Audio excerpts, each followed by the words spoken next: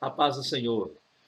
Queridos, nós estamos aqui para estudar a lição de número 8 da revista da editora Central Gospel, Lições da Palavra de Deus. E o título da lição é O Espírito Santo e o Cristão. Tá? Estaremos aí abordando esse tema de grande importância para nós, os servos do Senhor. O texto bíblico básico dessa lição está lá na Epístola de Paulo, né? Primeira Epístola de Paulo aos Coríntios, capítulo 6, versos 12 a 20. Tá? Qual não lerei aí para ganharmos tempo, como de costume. O texto áureo dessa lição está na Epístola de Paulo aos Romanos, capítulo 8, verso 15. Diz assim: Porque não recebestes o espírito de escravidão, para outra vez estardes em temor, mas recebestes o espírito de adoção de filhos, pelo qual clamamos, Abba, Pai. Tá? Como eu já dissera, Romanos 8,15. Vamos então para a palavra introdutória, né, para o comentário aí da lição, que diz assim: nesta lição, vamos nos concentrar na relação real, pessoal, dinâmica, poderosa, transformadora e exclusiva que temos com o Espírito Santo, bem como nos efeitos que somente a fé cristã, com suas doutrinas e seus dogmas, pode oferecer a todo aquele que se dispõe a uma experiência sobrenatural com o próprio Deus. Então, como a gente já disse aí, o tema de hoje, amados, o Espírito Santo, eu, servo do Senhor, o cristão, tá? Aquele que professa a fé em Cristo. Para começar essa aula, eu queria fazer pelo menos uma consideração inicial. É o fato de que essa lição, gente, como o título já disse, a gente tem que ficar atento aos detalhes. A gente, às vezes, foca muita coisa para preparar uma lição, a gente estuda muito, busca em muitas fontes, uma série de documentos são analisados para que a gente possa elaborar a nossa lição. Mas, às vezes, a gente acaba errando em detalhes bem pequenos, né, ínfimos. Ou seja, nesse caso aqui, a gente precisa atentar com uma coisa.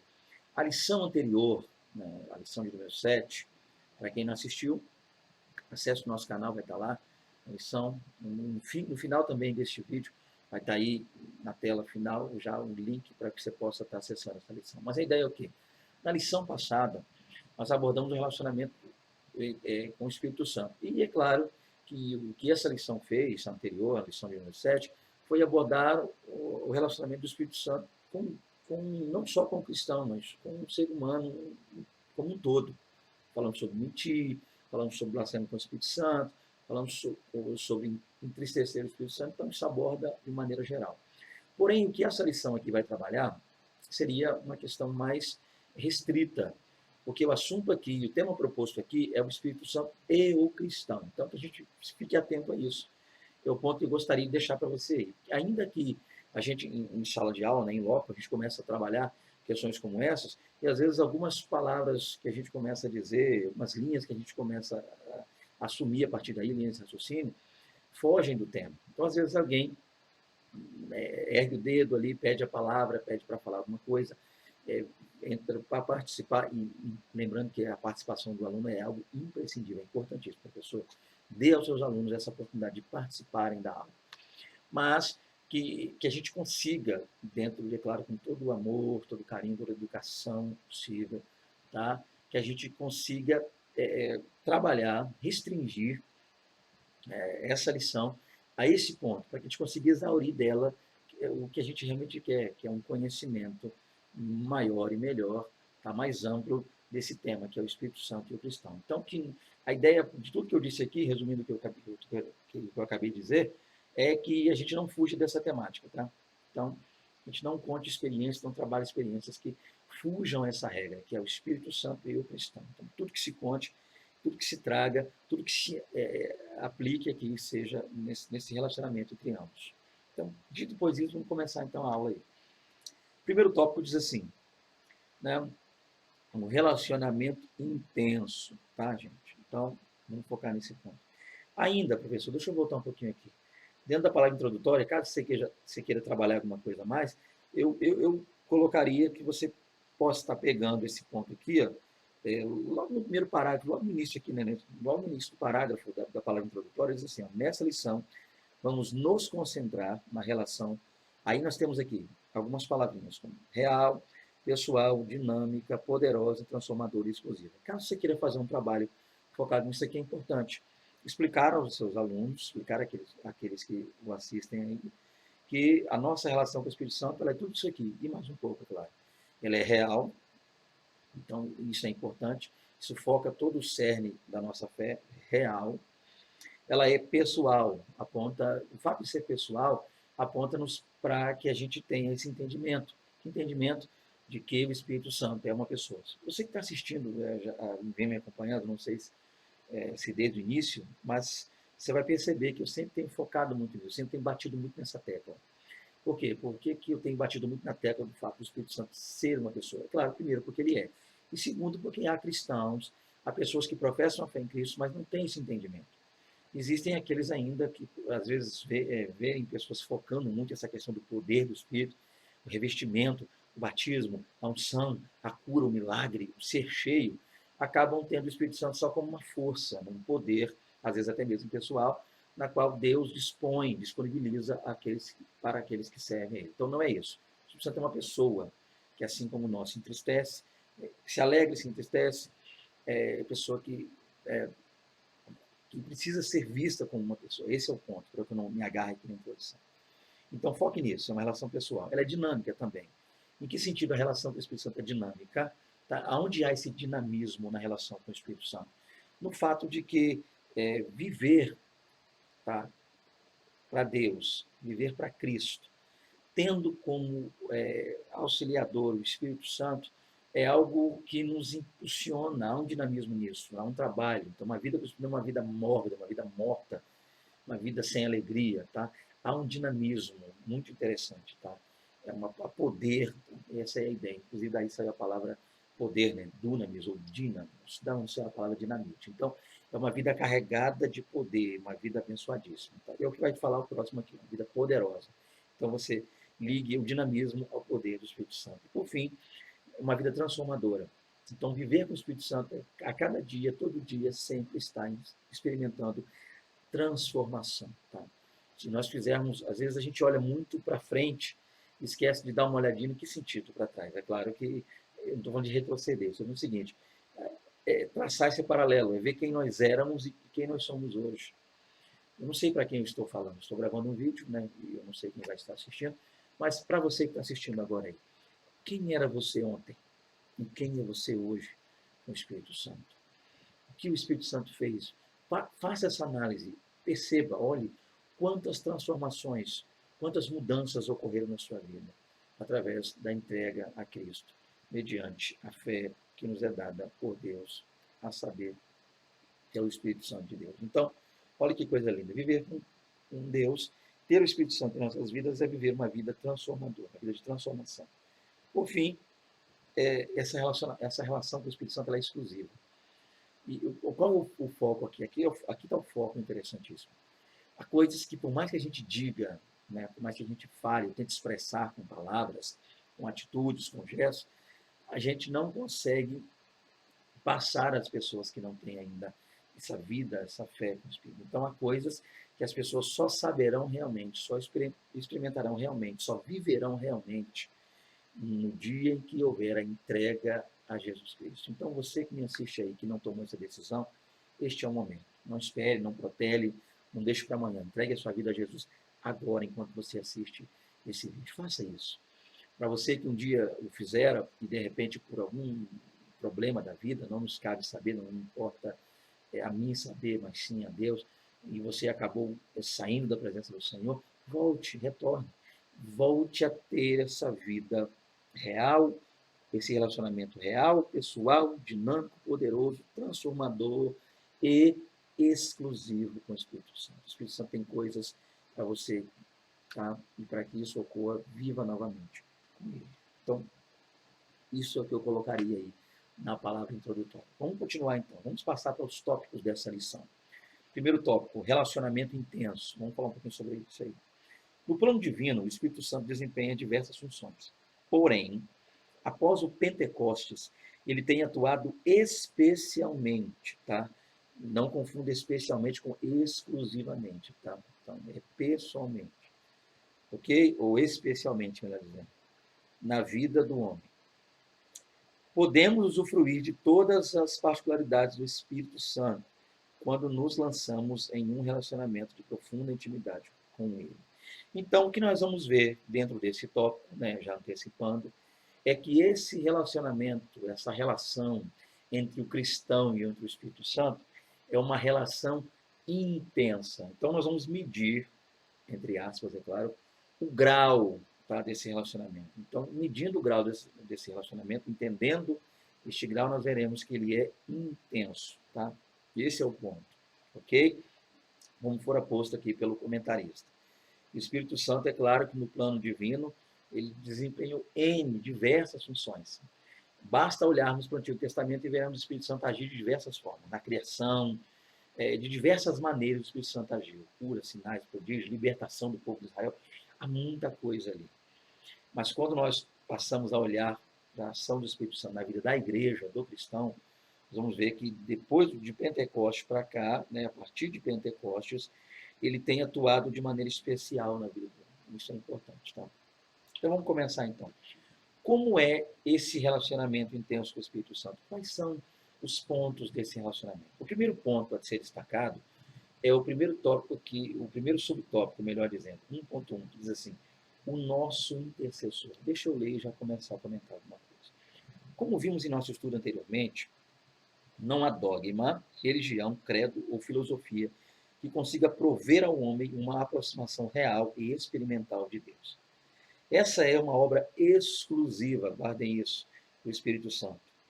Ele desempenha um papel fundamental nisso, ou seja, nesse papel intercedendo por nós, mesmo quando não sabemos nos expressar ou não sabemos identificar o que realmente necessitamos de Deus. Então, o que esse subtópico quer trabalhar aqui, querido, dentro desse relacionamento intenso, dessa intensidade que há nesse relacionamento com o Espírito Santo, trabalho o subtópico sem fugir do tópico, é que o Espírito Santo ele é também o nosso intercessor.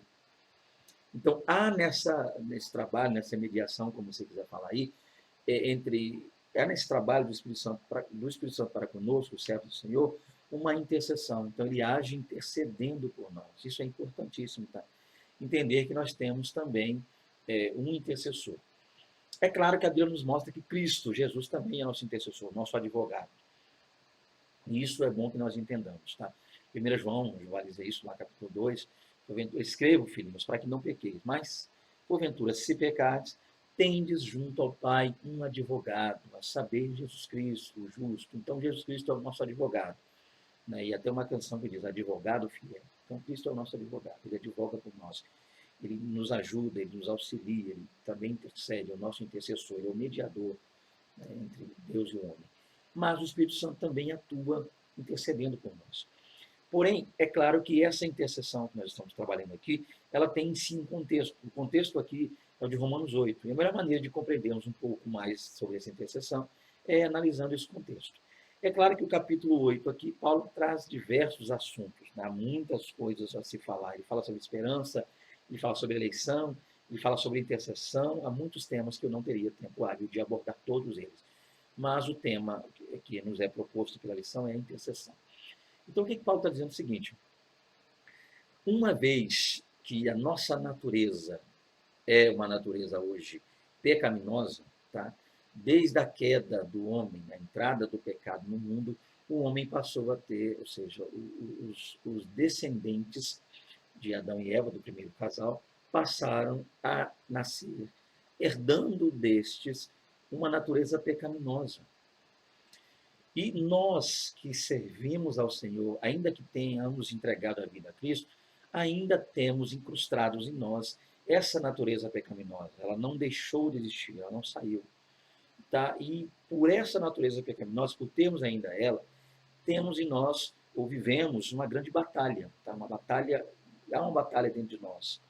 A nossa carne, ou seja, o mal, luta em nós contra o Espírito, para que a gente venha praticar as chamadas obras da carne, lascívia, prostituição e uma série de outras coisas. Mas, de contrapartida, o nosso Espírito, tá? E nós agora entregue a Cristo, tende, busca pelas coisas espirituais, as coisas de Deus. Então, há essa batalha interna. E Paulo, agora, falando a esse respeito, ele vai nos mostrar como é que o Espírito Santo nos ajuda nessa batalha? Porque é uma batalha invisível, por assim dizer, uma batalha espiritual, ainda que Efésios trate a batalha contra as hostes malignas, o diabo, a saber, lá com seus anjos, como Mateus 25 mostra, verso 41, o diabo e seus anjos, mas não é esse o foco aqui nosso. Nosso foco aqui é essa luta interna do homem, a natureza pecaminosa lutando contra o homem, as lutas que o homem, o servo de Deus, enfrenta. Então, dentro dessas lutas, nós precisamos fazer o quê? Clamar a Deus, buscar a Deus, pedir a Deus. E qual é a maneira que nós falamos com Deus? É claro que há duas maneiras dentro desse diálogo com Deus. A palavra de Deus é Deus falando conosco, e nós falando com o Senhor, o fazemos através da oração, tá? Da busca pelo Senhor. Nós louvamos a Deus, sim, falamos com Ele através do louvor, isso aí é notório. Mas o foco aqui desse capítulo 8 é a oração. Então, deixa eu tentar resumir para eu não falar muito aqui e não embolar o meio de campo. A ideia básica é o quê? Nós oramos ao Senhor. Só que nós que estamos orando a Deus, os cristãos, os servos do Senhor, ainda temos essa natureza pecaminosa. E essa natureza luta conosco, luta contra nós, luta em nós, para não nos deixar, para que a gente não consiga realmente entender o que é buscar a Deus, entender a essência da oração. Então, é nesse ponto que Paulo está dizendo aqui. E Paulo chama isso de fraqueza. Só que é interessante focar um ponto também. Eu acho que deve ser, até vai agregar alguma coisa aí para a sua aula. A gente sabe que o Novo Testamento foi escrito, em suma, na língua grega, idioma grego, tá? Idioma bíblico grego, chamado grego koineo, tal, kini, como alguns falam, grego. E dentro do idioma grego, a gente, quando vai ler o texto original, a gente não vai encontrar lá essa expressão tristezas, melhor dizendo, desculpa, fraquezas, perdão, fraquezas. Deixa eu ler o versículo que é melhor. Romanos 8, verso 26, tá? Aí eu vou falar o que estou querendo chegar. Vamos lá, então. E da mesma maneira, também o Espírito nos ajuda. Aí eu estou lendo a versão RC, né, a Almeida Corrigida, que diz assim, ó, as nossas, plural, fraquezas, porque não sabemos o que havemos de pedir como convém, mas o Espírito Santo intercede por nós com gemidos inexprimíveis. Tá? Aqui vamos falar da intercessão agora. Então, a gente vai perceber, se formos ao texto original, não estará lá fraquezas, vai estar lá fraqueza no singular. E quem usa isso, caso você queira utilizar a Bíblia em português, é a ARA, Almeida Revista Atualizada. A versão ARA traz fraqueza. Então, lá nós vamos ver que está no singular, tá? E a palavra lá seria a palavra grega asteneia. Tá? Então, fraqueza, ali do grego é asteneia, ou asteneia, não é aula de grego, mas asteneia é a expressão grega para fraqueza. Tá? Então, está no singular. Então, uma vez entendendo que está no singular, a gente pode entender. Então, que fraqueza é essa? A nossa natureza caída, pecaminosa, a qual Paulo fala em versículos anteriores, que a natureza, a criação, geme. Então, há um gemido da criação, há um gemido do homem, ou seja, a natureza, o homem querendo voltar àquela natureza a qual tinha com Deus, Adão e Eva, antes da queda. Então, a natureza querendo voltar a ser como era antes da entrada do pecado, e ela sofre dor de parto por isso.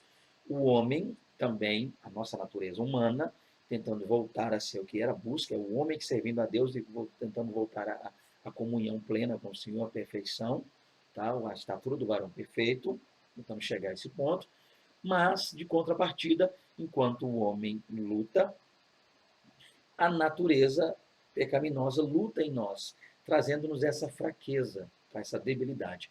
Aí é que entra o Espírito Santo nesse papel de intercessor. Aqui sim começa a agir a intercessão. Enquanto nós oramos, e a nossa oração, a gente não sabe, segundo a Bíblia, nem orar, não nem orar realmente nós sabemos. Então, enquanto nós estamos orando, falando com Deus, o Espírito Santo entra por intermédio da sua glória nessa oração, e ele passa a partir daí interceder por nós. Tá? Nós falando com Deus, o Espírito Santo também falando com o Pai, intercedendo, mediando aí, trabalhando essa oração, para que ela realmente seja correta e flua como realmente deve ser. E como é que ele intercede? Com gemidos inexprimíveis. Gente, caso tenha tempo aí, professor, e alguém aborde na sua aula, é bom que você compreenda, caso você tenha tempo de falar sobre isso. Alguém possa ser que alguém vai dizer que então é uma oração feita em línguas estranhas. Nós falamos então é só quando nós falamos em língua estranha que a gente não consegue entender o que é, não há de nós entendimento, interpretar essa língua estranha. O Espírito Santo também fala em língua estranha com Deus? Não, gente. Falar em línguas, falar são palavras.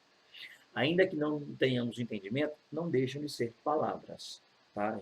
Há palavras saindo de nossos lábios quando nós falamos em língua estranha. Mas o que o Espírito Santo faz são gemidos. E gemidos são, na nossa linguagem, sons, mas que não são em si palavras. Tá? E esses gemidos são inexprimíveis. Tá? Nós não conseguimos descrever, entender, compreender, tá? Como são. Então, não é oração em língua estranha. Então, basicamente, dentro desse primeiro subtópico, seria isso. Para resumir, se você me acompanha sabe que eu sempre faço isso, para auxiliar você, professor, você, aluno também, que vai trabalhar essa lição na sua igreja, é que dentro desse subtópico eu fecharia dizendo o seguinte: o Espírito Santo intercede por nós, porque a nossa natureza é caída, falida, falha, pecaminosa, que tende a buscar sempre ao mal. Então, nós lutando contra ela, falamos com Deus, buscamos a Deus de oração mediante essa luta, aí o Espírito Santo entra nesta oração conosco, nesse período, nesse momento, intercedendo por nós com gemidos inexprimíveis, levando essa oração a Deus Pai da maneira como ela deve chegar. Ok? Então, basicamente, seria isso aí, nesse primeiro subtópico. Vamos lá, então, para o segundo subtópico, o convívio cotidiano. O apóstolo Paulo recebeu a revelação de Deus de que o corpo do cristão é o templo do Espírito Santo. Isso prova que muito mais do que ser um cooperador juntamente com o Pai, o Espírito busca conviver conosco cotidianamente. É assim que um relacionamento verdadeiro se concretiza. Tá? Então, deixa eu começar a comentar para não ter que ler tudo e retornar. Dentro desse segundo subtópico, gente, primeiro, então nós estamos falando sobre um relacionamento intenso, há uma intensidade. Quais são os graus dessa intensidade? Primeiro, essa intercessão. Enquanto eu não sei orar, não consigo orar, mas estou tentando, estou nessa luta contra essa minha natureza pecaminosa, o Espírito Santo adentra e me auxilia nesse período, nesse processo. Além disso, o Espírito Santo ele está conosco, mas esse convívio, ele convive conosco de maneira cotidiana, ele está sempre conosco, isso é importantíssimo. Porque há quem pense que o Espírito Santo vem, nos usa, nos enche, nos capacita, num período aproximado entre 19 horas da noite até as 21, às vezes passa um pouquinho. Terminou esse período, o Espírito Santo dá tchau para nós, se ausenta e fala: olha, amanhã, mesmo horário, mesmo local, mesma. Não é isso, gente. O Espírito Santo está conosco sempre. E entender isso é importante, por quê? Porque entendendo que o Espírito Santo está comigo, aí sim eu vou poder analisar, entender melhor que eu preciso me comportar como um servo, como um salvo, como um cristão, como um santo, como alguém que ama o Senhor, a todo instante. 24 horas por dia. Em qualquer ambiente que eu esteja, o Espírito Santo está ali comigo. E eu preciso me portar de maneira correta em qualquer ambiente. Não só dentro de um templo evangélico, numa reunião, tá? Entre cristãos ali, não. A todo tempo, a todo instante, o Espírito Santo está comigo. E ele não está só ao meu lado, ele está em mim. E esse é o ponto que Paulo focou aqui. Ó. O nosso corpo é o templo, morada, habitação do Espírito Santo. O Espírito Santo não está só do nosso lado, nos guiando, ou na nossa frente, só mostrando-nos o caminho para nós devemos andar. Ele está em nós.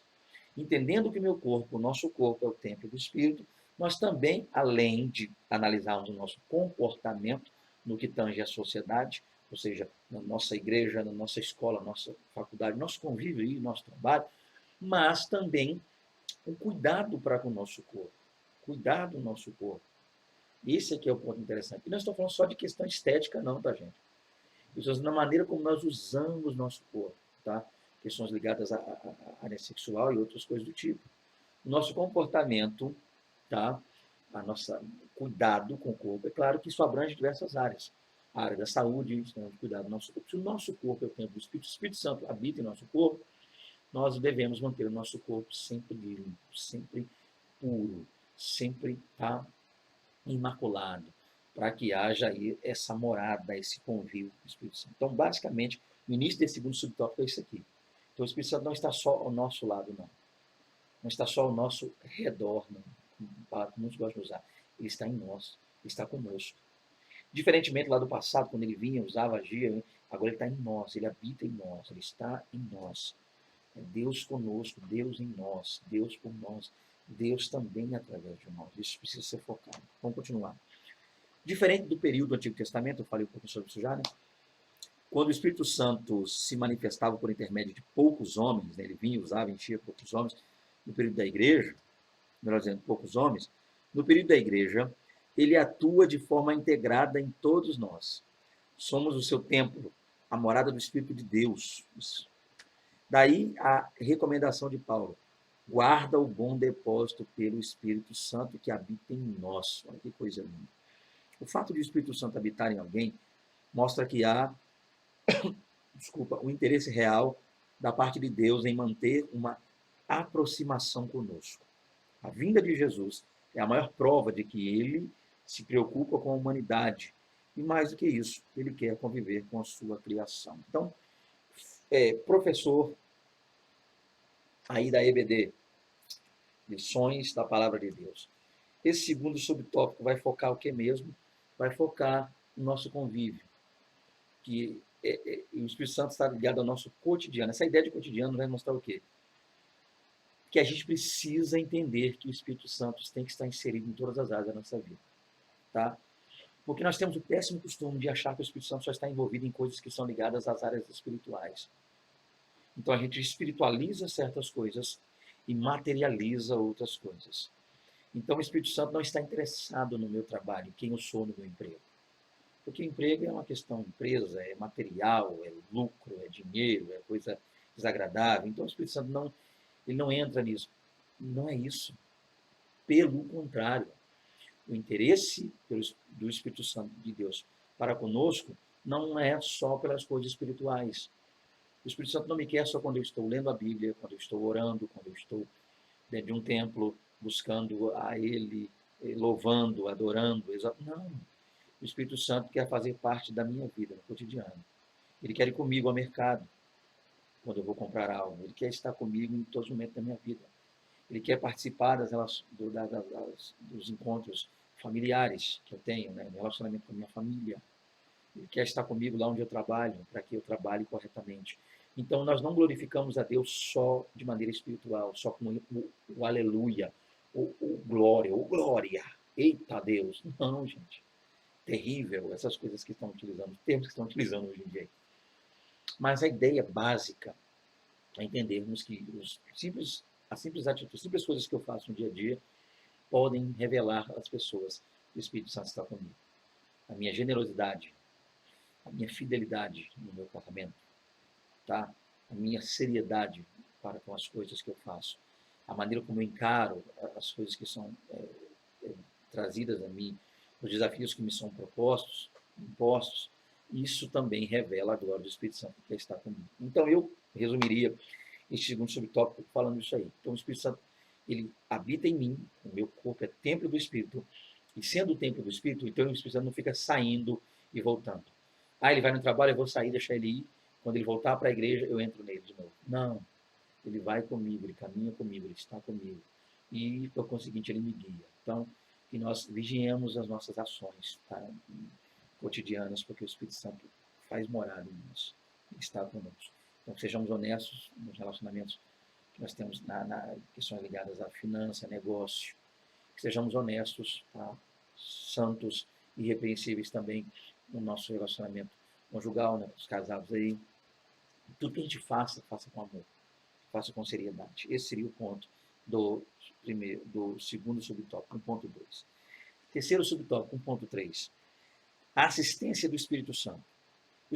O Espírito está pronto para prestar assistência ao cristão em momentos de aflição, angústia e perseguições, ou quando ele precisar de ajuda para a defesa de sua fé.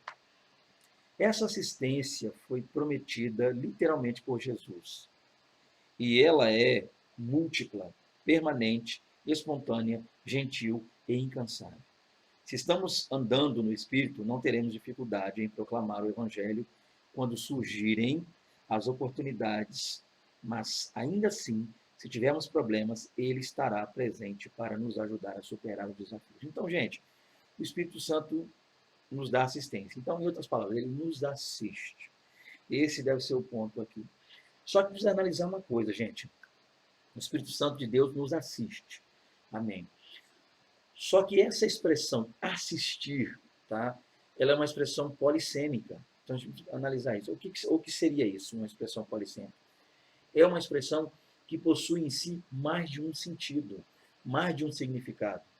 Então, assistir, para nós, dentro do nosso contexto atual, então é bom que a gente explique aos nossos alunos para que tire ou já arranque de vez essa dúvida. Assistir no nosso contexto seria o quê? Há duas coisas. A primeira delas é parar e ver algo. Às vezes a gente está inerte vendo alguma coisa. Um exemplo disso. Você pode estar sentado assistindo esse vídeo quando eu estou gravando. Você pode estar sentado aí, onde você quer que esteja, em pé, não sei onde você vai estar assistindo, mas você está aí nesse momento agora, vendo, assistindo. Tá? Então, nesse momento, é uma ação nossa passiva, nós estamos ali parados e assistindo um vídeo, como assiste uma televisão, o que seja. Então, é assistir. Seria só o quê? Assistir, então, seria o quê? Nessa primeira visão, ver algo, visualizar algo, tá? Estar ali de prontidão, visualizando algo. É assistir. Mas também tem assistir no que tange acompanhar e auxiliar. Então, esse que é o foco nosso aqui. Então, é uma palavra polissêmica, mas o foco aqui para esse subtópico, então não é que o Espírito Santo fica assistindo, vendo o que nós fazemos ali, ó. O Espírito Santo faça isso, ainda que seja o Espírito Santo dando um exemplo. Faça e fica ali vendo, ele foi, não. Assistir aqui é dar assistência, é auxiliar, é trabalhar em prol, é ajudar. Então, o Espírito Santo nos assiste em que sentido? Ele nos auxilia. Então, ele nos assiste em nossa fraqueza, nos ajuda. Então, ele trabalha, tá? A ação, a assistência do Espírito Santo de Deus não é uma assistência passiva, é uma assistência ativa. Ele auxilia, ele trabalha, ele ajuda. Esse seria o ponto. E vamos falar um pouquinho sobre isso aqui, tá? Então, vamos falar sobre essa assistência. Em que sentido trabalha essa assistência do Espírito Santo? Que sempre que nós estamos ali precisando de algo, ele vem para nos auxiliar nesse algo. Ele vem nos ensinar quando precisamos aprender. Ele vem nos dar quando precisamos de algo. Ele vem nos mostrar algo que a gente às vezes não está vendo. Ele vem nos guiar no caminho quando nós não sabemos para onde ir. Ele vem nos impulsionar a caminhar quando nós estamos inertes. Então, esse é o ponto, este é o foco, essa é a linha. Entendermos que o Espírito Santo é quem nos auxilia. Essa referência que está aqui, Marcos 13, 11. Eu não estou com a minha Bíblia aberta nesse texto, então talvez eu não me lembre de cabeça aqui o que seria. Tá? Mas eu creio, Marcos 13, 11, é o texto no qual Jesus fala que os discípulos ali, quando forem levados, tá, pelos algozes, naquele momento eles não deveriam se preocupar com o que falar, porque o Espírito Santo de Deus é quem os auxiliaria, eles falariam por intermédio do Espírito Santo. Tá? Então, olha que coisa interessante. Então, no momento de perigo, no momento de dificuldade, o Espírito Santo ali assistindo os discípulos, assim como ele nos assiste, tá? Nos auxilia. Então, dentro desse relacionamento intenso, então a gente sempre que fecha o último subtópico, professor, só mais uma questão didática para te auxiliar, para que você não se perca na sua aula, retorne lá a ideia do tópico, para que essa ideia não se perca aí ao longo da aula. A gente fala muita coisa que acaba esquecendo. Então, nós estamos falando sobre um relacionamento intenso. Então, esses três subtópicos que nós vimos, nos mostram um pouco, é claro, dessa intensidade que há entre o nosso relacionamento, entre nós e o Espírito Santo. Então, ele é intenso. Dentro dessa intensidade, o Espírito Santo é o nosso intercessor, intercede. Dentro dessa intensidade, o Espírito Santo está conosco e em nós, de maneira cotidiana. Ele está a todo tempo, a todo instante, a cada instante conosco. Olha como isso é intenso. Então, não há parcialidade nesse acompanhamento do Espírito Santo, nesse convívio, né, como diz a lição do Espírito Santo. Então, ele não está conosco só em certas partes do nosso dia ou em certos locais que nós estamos. Ele está conosco sempre ali. Tá? Isso é importantíssimo, a todo instante. E, por fim, como eu disse aqui, ele não está conosco, convivendo conosco, como alguém de uma convivência passiva. Então, ele está intercedendo, por nós, é uma ação que ele faz fora de nós. Trabalhe esse ponto aí, professor, na sua aula, para que haja um entendimento. A intercessão é uma ação feita por nós, mas de maneira externa. Então, o Espírito Santo, fora de nós, ele está intercedendo por nós. Tá? É o que acontece conosco.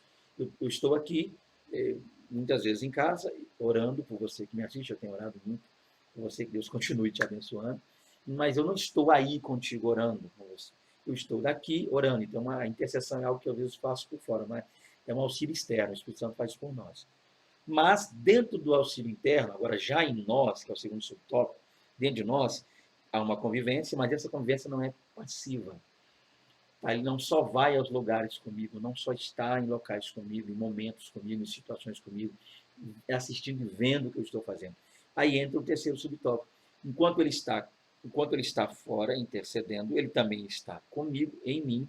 E enquanto ele está comigo em mim, ele está comigo em mim, me assistindo, mas não é uma assistência passiva, é uma assistência ativa. Ele está trabalhando ao meu favor. Tá? Olha que coisa importante. Então, se possível, trabalhe essa linha aí, meu querido prof, e foque esse ponto dentro desse primeiro tópico. Vamos para o segundo tópico, então, para ganharmos tempo aí. As horas não nos esperam. O segundo tópico trabalha a comunhão com o Espírito. A comunhão com o Espírito. A bênção apostólica destaca um importante aspecto do ministério do Espírito Santo, a saber, né, a comunhão. Então, a bênção apostólica diz o quê? Que a graça de nosso Senhor e Salvador Jesus Cristo, o grande amor de Deus e a comunhão do Espírito Santo seja com todos aqueles que aguardam a vinda de Jesus. E todos dizem amém. A gente sempre ouve, né? A bênção apostólica, a gloriosa, a tremenda e poderosa bênção apostólica, que é realmente uma bênção. Isso aqui não é só algo dito, um decorado, um decoreba para poder fechar cultos ou consumar culto. Não. Isso aqui realmente, Paulo disse, impulsionado, inspirado pelo Espírito Santo de Deus, tá? Mostrando-nos que a graça salvadora de Cristo, o amor de Deus, a qual manifestou essa graça, e a comunhão que essa graça e esse amor nos trouxeram. Então, esse é o ponto que a gente precisa trabalhar.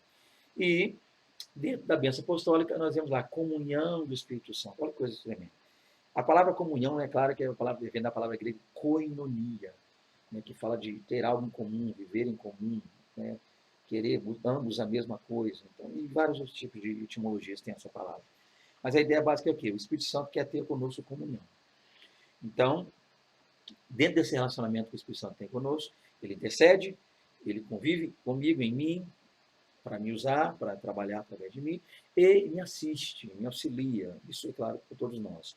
E dentro disso, ele quer ter conosco comunhão. Nós, os cristãos, precisamos entender esse ponto. Ter comunhão com espíritos significa ser guiado. Então, o que seria ter comunhão? Há muitas coisas que definem essa comunhão. Por estar eu trabalhando com uma lição de EBD, eu não quero fugir a isso. Tá? No seminário, quando eu leciono lá para os meus alunos, a gente aborda diversas coisas. Mas, por eu trabalhar mais com revista de escola bíblica, é bom, professor, que você se atenha ao que está aqui, para que você não fuja, não se perca, porque o seu aluno comprou a revista e está lendo essa revista em casa. E, no mínimo, se espera, no mínimo, é que nós, professores, falemos o que está aqui. Ainda que a gente traga outras fontes, outras linhas, outros pensamentos, a gente agregue mais questões ao que está sendo proposto aqui, a ideia é não fugir, tá? Reclamações aí que a gente ouve de muitas pessoas, alunos de EBD, e eu também, gente. Eu sou professor na minha igreja, mas eu também sou aluno.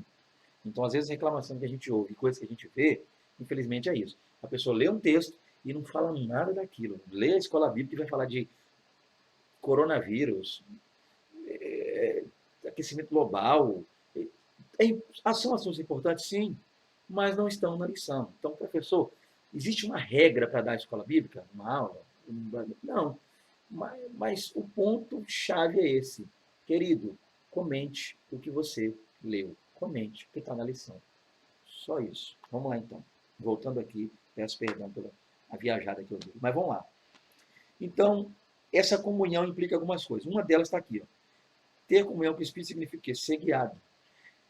Então, se eu vou para onde o Espírito me leva, eu estou concordando com o fato dele me levar para lá. Isso é comunhão. Nós estamos querendo a mesma coisa. Ele quer me guiar para um lugar e eu quero ser guiado por ele.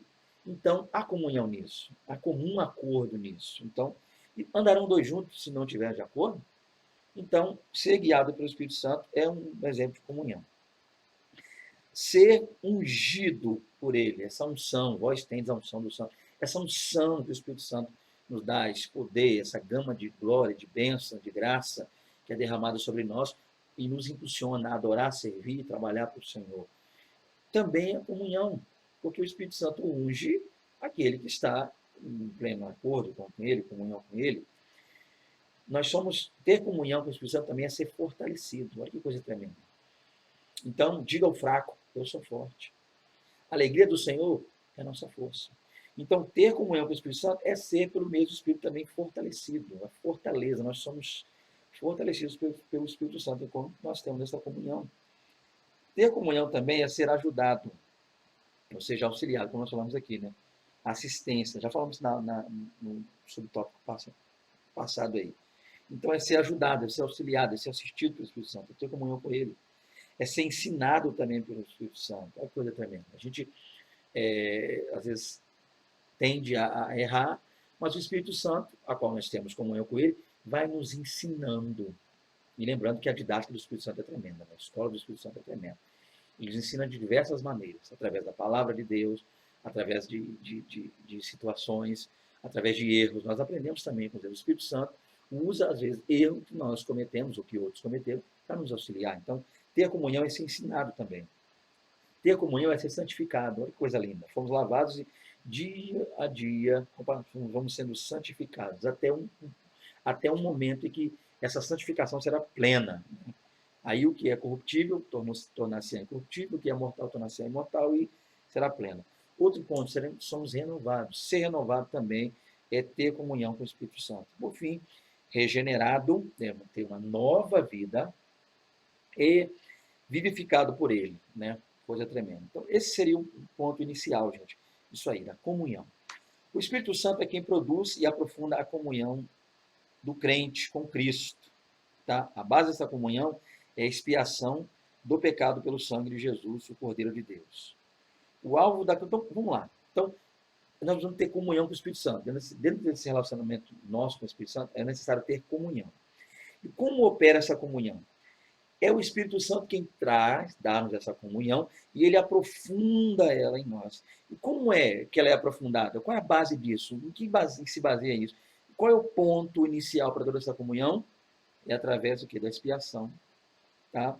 Do pecado pelo sangue de Jesus Cristo. Então, o Espírito Santo nos dá essa comunhão, aprofunda essa comunhão, e essa comunhão tem por base a morte de Cristo, a ressurreição de Cristo e a nossa salvação que herdamos por intermédio desse ato do Senhor. Então, trabalhe nisso aí. Agora, qual é o alvo? Por quê? O alvo disso é o seguinte: o alvo dessa comunhão é para que Cristo habite em cada vida e exerça a plenitude do seu senhorio. Então, o Espírito Santo está em comunhão conosco, através da morte de Cristo, a salvação que nós recebemos, morte e ressurreição, através da entrega a Cristo, para que Cristo, e o motivo dessa comunhão, o alvo, o foco dessa comunhão, é que tenhamos Cristo como nosso Senhor. Esse é o ponto, professor, a se trabalhar nessa linha, tá? E essa comunhão é real? Ela existe? Sim, ela é assegurada, ela é garantida e assegurada onde? Pela palavra de Deus. Isso você deve focar aí. E quando a gente desfruta dessa comunhão, a gente recebe uma nova vida espiritual, tá? De amor em Cristo. Esse amor deve ser conhecido e compreendido completamente. Então, esse está aí o foco. O Espírito Santo quer ter comunhão conosco, tá? E essa comunhão, nós temos a origem dela, em que ela se baseia e para que ela serve. Esse é o ponto que você deve trabalhar no tópico 2 aí. Vamos falar um pouquinho sobre essa comunhão, ainda dentro dessa linha de comunhão. Vamos lá, segundo subtópico, a dependência do Espírito. No decurso da sua vida, cada cristão aprende que precisa depender completamente do Espírito Santo. Ele é absolutamente indispensável para o nosso viver. Dependemos dele para a nossa salvação, para a compreensão das Escrituras, para orarmos com eficácia, para prosseguirmos na tarefa de evangelização, para obtermos o revestimento de poder, para recebermos a manifestação dos dons e para sabermos a direção correta. Então, Isso aqui eu creio que está bem explicado, né, gente? Mas a ideia básica aqui, para você está assistindo, aí entender. Nós precisamos compreender o fato de que ao longo de toda a nossa vida, da nossa esfera de vida, nós dependemos do Espírito Santo. Então, o que é interessante entender a dependência?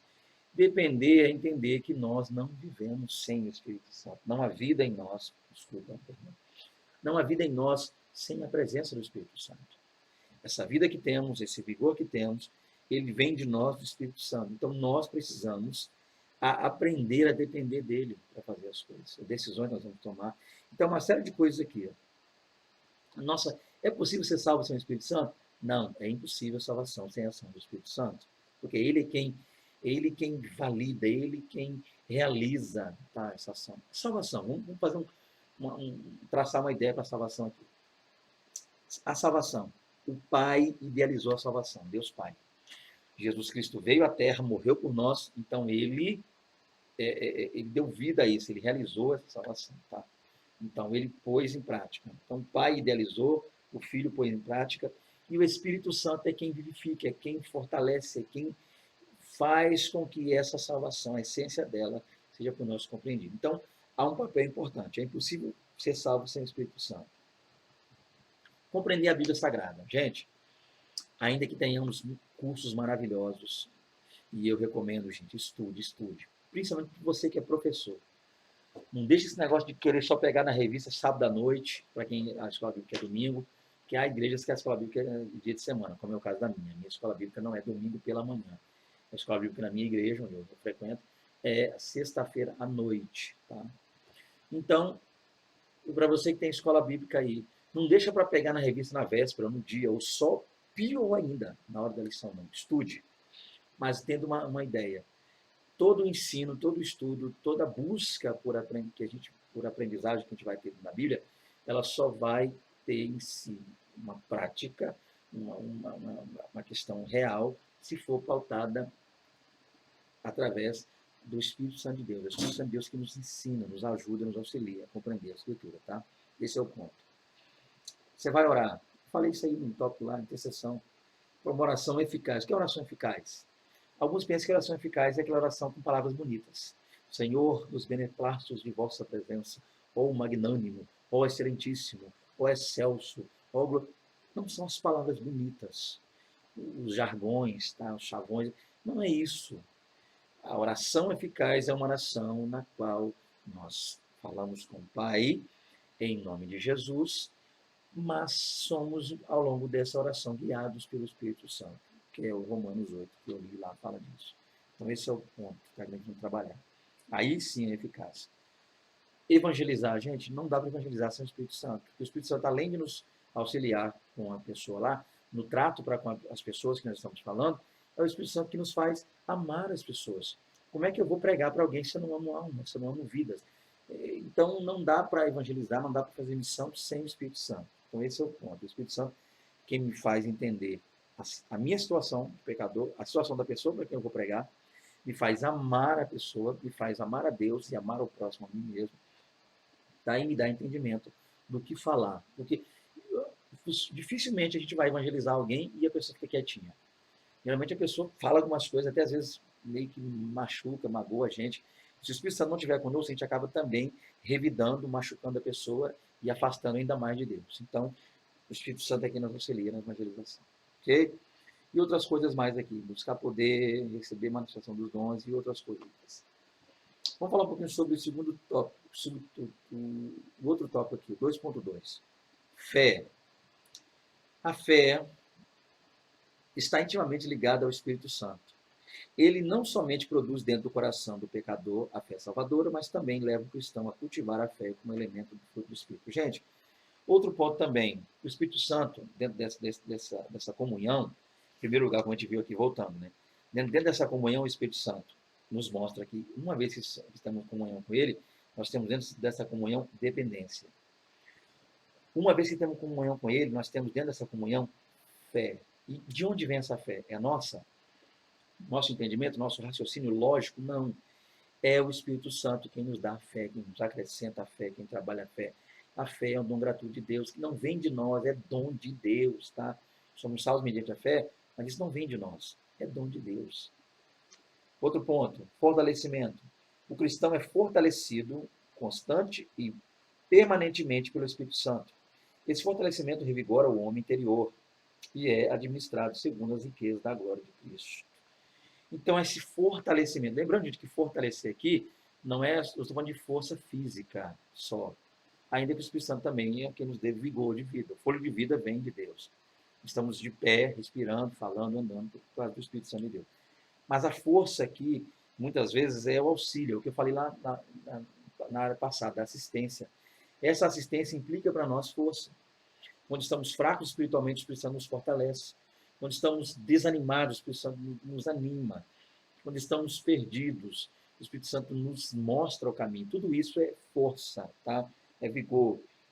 Então, esse é o ponto, tá? Quando estamos à beira de sucumbir, já não tendo mais força nenhuma para continuar, o Espírito Santo vem, nos fortalece. Ele é a nossa força. Então, trabalhe isso aí, professor, dentro da sua lição, com seus alunos. Outro ponto importante aqui também, frutificação. A ilustração no Evangelho de Mateus mostra que a verdadeira fé em Cristo transforma a vida e produz frutos para a glória de Deus. Mateus 7,20, olha lá. É o Espírito Santo quem nos ensina e ajuda-nos a frutificar. Então, o que acontece aqui? O que vai dizer lá em Mateus 7 é que a árvore é conhecida pelos frutos. Esse é o ponto chave aqui. Então, uma das coisas que nós precisamos entender dentro da nossa comunhão com o Espírito é que nós não fomos chamados para ficarmos só sentados num banco, cantando, juntamente com o nosso ministro de louvor ali, ele fala uma palavra, a gente repete, batendo palma, dançando. Nós somos chamados para dar frutos. E para que esse fruto permaneça. Então, como é que a gente dá fruto?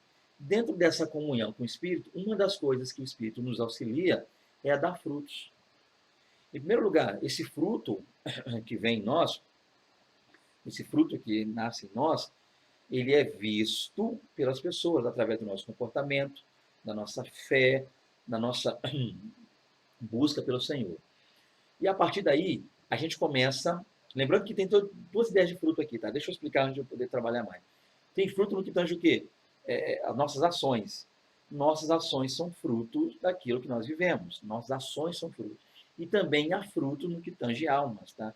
Dar fruto, pregar, falar de Deus, anunciar, tá? Então, tem duas formas de frutificar. Evangelizando, ganhando alma, dando frutos, trazendo pessoas ao reino, e também as nossas ações são frutos, ou seja, o fruto, o que você come ali, saboroso, é um produto de tudo aquilo que aquela árvore foi, desde sua semente. Então, nosso comportamento, se ruim, desonroso, tá? Se nosso testemunho for um péssimo, for um testemunho, como falam aí, né? Então, nós vamos mostrar que o fruto da nossa árvore, o nosso fruto é ruim, é amargo, tá? Então, nós precisamos entender isso aí. Então, como é que a gente frutifica? Entendendo que dentro dessa comunhão com o Espírito Santo, nós precisamos ter um bom comportamento, vermos bem, isso é um fruto, e também ganharmos almas, frutificar, crescer, fazer discípulos, tá? Ampliar. Frutificar nesses dois sentidos aí, ok? Eu colocaria. Vamos continuar então. Outro ponto. Guiado pelo Espírito. O termo guiado pelo Espírito ocorre expressamente em apenas uma das epístolas de Paulo, né? Está lá em Romanos, capítulo 8, versos 14 e 15. Mas a verdade é que essa expressão, esse termo, é encontrado, então seria ele, né? Vamos lá, é encontrado implicitamente ao longo de todo o Novo Testamento. É claramente estabelecido no texto de Paulo, que ser filho de Deus é a condição maior para alguém ser guiado pelo Espírito Santo. Mateus, por exemplo, informa-nos que o mestre foi conduzido ao deserto, guiado pelo Espírito, para ser tentado pelo diabo. Outro texto que nos ajuda a entender mais profundamente essa realidade espiritual é Atos 10, 38, que diz assim: como Deus ungiu a Jesus de Nazaré com o Espírito Santo e com virtude, o qual andou fazendo o bem e curando a todos os oprimidos do diabo, porque Deus era com ele. Então, outro ponto aqui, enquanto temos comunhão com o Espírito, nós precisamos nos deixar ser guiados pelo Espírito Santo, que eu já havia falado anteriormente, frisando aqui, então. Então, um dos pontos, tá? Embora o comentarista cite aqui, né? Você vai achar isso lá em Romanos 8, 14, 15, explícito, claro, escrito dessa maneira, dessa forma. Mas ainda que você encontre escrito de maneira explícita nesse texto, a ideia, tá, ao longo de praticamente toda a Bíblia, e muito especialmente o Novo Testamento, é que isso está inserido, tá? Está implícito lá. É uma verdade implícita na Bíblia, o qual que nós precisamos ser guiados pelo Espírito. O Espírito nos guia, nos direciona. Tá? Jesus é o caminho, então o Espírito nos faz andar, caminhar por esse caminho. Então, dentro da comunhão, nós precisamos ser guiados por esse caminho. Fechando o segundo tópico. Então, comunhão. Dentro da comunhão, nós precisamos entender que somos dependentes do Espírito para tudo. Jesus disse: sem mim nada podereis fazer. Então, nós dependemos do Espírito Santo para vivermos, sobrevivermos. Dentro dessa comunhão, o Espírito Santo é quem nos auxilia no que tange a fé. Ele nos dá a fé precisa e necessária, vem do Espírito, não é algo nosso. O Espírito Santo é quem nos fortalece, a força necessária que precisamos vem do Espírito. O Espírito Santo é quem nos faz frutificar, melhorarmos como pessoas, convivermos melhor nessa terra, sermos melhores pessoas. Nosso fruto, nossas atitudes são mudadas, alteradas pelo Espírito Santo, melhoradas pelo Espírito Santo, melhor dizendo. E, por fim, nós somos guiados por ele, tá? Então, é o Espírito Santo que nos direciona, nos impulsiona e nos guia. E, para acabar, terceiro tópico. Vamos lá, quase uma hora de aula. O Espírito Santo e a adoção. Teologicamente, a adoção é selada e confirmada pelo Espírito Santo, concedendo à pessoa que confessa a Cristo como Salvador o status de membro da família de Deus. A doutrina da adoção é aludida em passagens como Gálatas 4, do 4 ao 7, Romanos 8, 14 a 17, João 1, verso 12, né? Evangelho segundo João, capítulo 1, verso 12, e 2 Coríntios 6, 18. O ensino geral das Escrituras a respeito da adoção permite nos identificar alguns aspectos da relação entre Deus e seus filhos. Para começar, a adoção é um dom de Deus, do qual participam as três pessoas da Trindade. Está lá em Gálatas 4, 6. É um ato soberano e livre, espontâneo e perfeito, Efésios 1, 5, que nos proporciona extraordinários privilégios e solenes deveres. Por meio da adoção, nossa vida de escravidão é anulada e recebemos uma maravilhosa união com Cristo. Tá? Então, vamos falar um pouquinho sobre isso aqui, gente. Adoção. O que seria adoção? Adoção, dentro de uma regra básica da teologia, é uma doutrina lembrando que é bíblica, é uma doutrina bíblica, na qual nós entendemos que é um meio pelo qual Deus nos torna membro de sua família. Passamos a fazer parte da família de Deus. A essa doutrina damos o nome de adoção. Tá? E adoção, gente, é algo que é comum a nós, é algo que faz parte da nossa cultura, essa ideia de adotar. Adotar, geralmente, é buscar para si um filho quando não conseguimos ter de maneira biológica. Então, isso seria adoção. Paulo escreve sobre adoção, e é bom entendermos uma questão aqui, professor, até pode auxiliar na sua aula aí. O contexto em que Paulo está escrevendo a adoção é um contexto muito comum, familiar aos romanos. Por quê? Porque a cultura hebreia, a cultura lá dos judeus, a gente não vê esse ponto, não é visível a nós, tá? Essa linha de adotar. A gente não vê um hebreu que não podia ter filho, indo lá e adotar um filho. A gente vê isso em outras culturas, como é o caso lá, lembra de Gênesis 15, que Abraão queria meio que adotar o filho de Eliezer, Damasceno, e ter ele como herdeiro.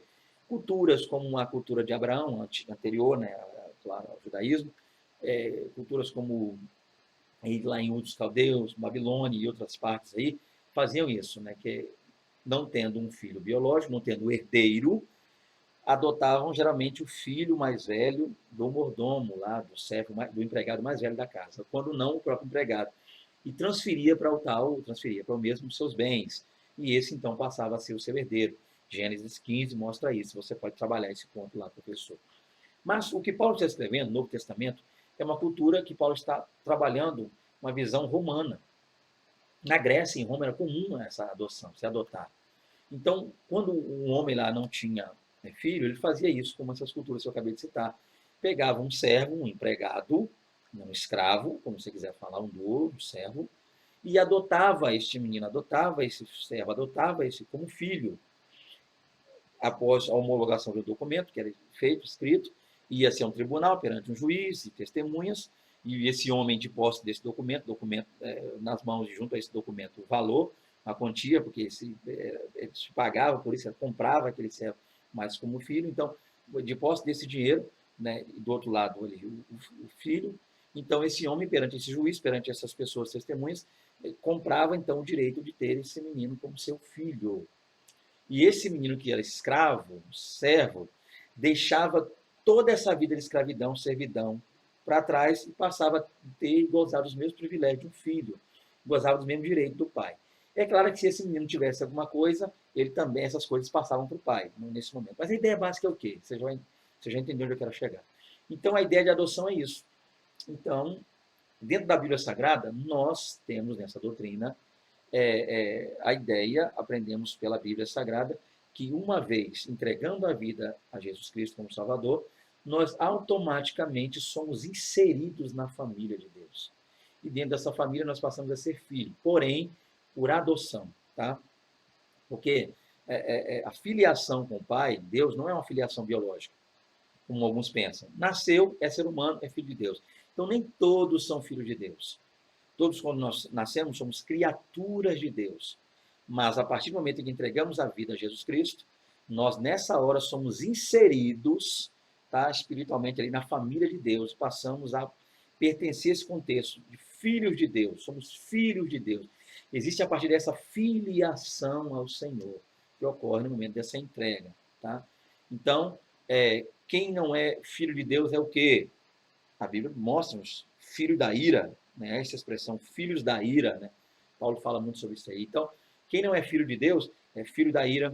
Os fariseus são chamados de filhos, né? Jesus diz, vós tem por pai o diabo.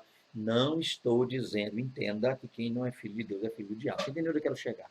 Eu estou dizendo que a única maneira de se filiar à família de Deus é entregando a vida a Jesus Cristo, aceitando como Salvador. Aí nós passamos a ser filhos. Então, muitos têm essa dúvida. Quem não é servo do Senhor é filho? Não. Filho de Deus é quem se filia à família de Deus, entregando por isso, para isso, a vida a Jesus Cristo. Essa seria mais ou menos um resumo da doutrina da adoção. Vamos falar um pouquinho sobre isso aqui. A nova condição de filhos. A condição de filho de Deus é obtida pela fé. Né? Gálatas 3:26. Por causa da adoção, cada cristão tem o dever de seguir, servir, obedecer e imitar a Deus. Olha que coisa tremenda. Por serem filhos de Deus, desfrutando da adoção, os cristãos devem amar uns aos outros profundamente com um amor caracterizado pela prática da justiça, pela compaixão e até pela disposição de entregar a própria vida em favor do próximo. Ao levar-nos a Cristo e ao conhecimento da verdade, o Espírito Santo tornou possível a nossa adoção, ok? E ele sempre trabalhará para que cumpramos nossos objetivos e deveres. Sendo assim, não podemos perder de vista o fato de que a adoção nos fez participantes da herança divina. Então, você que aceitou Jesus Cristo, você é filho de Deus. E eu quero ler um texto com vocês que é interessante a esse respeito. Deixa eu ler o texto para finalizar essa aula aí. Vamos lá. Evangelho, segundo escreveu João, deixa eu ver aqui, abrindo a minha Bíblia, tá? Capítulo de número 1, capítulo 1, está aqui, vamos ler, verso de número 12, vamos lá, e diz assim, mas a todos quanto receberam, deu-lhes o poder de serem feitos filhos de Deus, aos que creem no seu nome, os quais não nasceram do sangue, então a filiação no Filho de Deus não vem do sangue, então não é biológico, nem da vontade da carne, então ainda que eu me considere, diga, tente, sim, pense, não sou, nem da vontade do varão, nem por mim, da minha vontade, mas de Deus. Então a filiação de Deus, né, ter Deus como Pai, ser filho de Deus, não vem mediante a nenhum esforço, nem nada ligado ao nascimento, à biologia, mas a princípio vem entregando a vida a Cristo. Então, basicamente, para fechar a aula, 1h04 ali já, né, uma aula ficou um pouco extensa, mas espero ter auxiliado você, ajudado. Eu fecharia com isso. E fechando esse terceiro tópico, está aí explicado o que seria a adoção. Gente, então, conclusão. Nessa lição, podemos colocar alicerces mais firmes e duradouros, a fim de que tenhamos uma fé vibrante na situação real que a igreja deve considerar. Somos filhos porque o Espírito nos adotou em Cristo, desfrutamos da habitação do Santo Espírito e temos uma relação real, viva e diária com Ele. É preciso que cada aluno reconheça isso e desfrute abundantemente de todos os ricos benefícios dessa relação com Deus. Amém, queridos? Está aí mais uma aula, tá? Que Deus nos abençoe, que o Espírito Santo possa falar melhor ao seu coração, tá? Eu estou aqui, como eu disse desde o início, tentando, dentro das minhas limitações, trazer um pouco desses temas, dessa revista tão abençoada, que eu estou amando muito lecionar. Né? É a primeira vez que eu leciono uma revista da Central Gospel em vídeos aqui gravando. Eu já dei aulas na igreja, mas eu estou gostando por demais. Deus abençoe a todos vocês aí. Tenham um final de semana abençoadíssimo. Está chegando aí mais um feriado, né? Que haja calma, que haja controle, que haja aí direção, né? Daquelas pessoas que não servem a Deus, tem familiares, se você tem familiares que vão estar aí, infelizmente, pulando aí, por assim dizer, o carnaval, nós possamos estar orando por essas pessoas, trabalhando, usando esse período para ganhar almas, evangelizar, né, vigiar bastante. Você que ainda é recém-chegado, né, neófito na fé, eu aconselho que você nem se aproxime muito dessas coisas, tá? Então, que Deus em Cristo abençoe a todos vocês, um prazer muito grande. Querendo falar conosco, querendo nos contactar, tá aí o nosso contato, fica sempre aqui, tá na descrição, tá aqui do vídeo e também no vídeo eu coloco aí uma legendazinha com o nosso contato. Pregação, ensino da palavra de Deus, é só falar conosco. Nós temos a disponibilidade de ir em qualquer lugar, em qualquer momento, em qualquer hora. Né? Estamos aí, minha esposa e eu, no Ministério Itinerante, então sinta-se à vontade. Que Deus abençoe vocês. Tá? Fiquem na paz do Senhor. Um ótimo final de semana. A paz do Senhor a todos, em nome de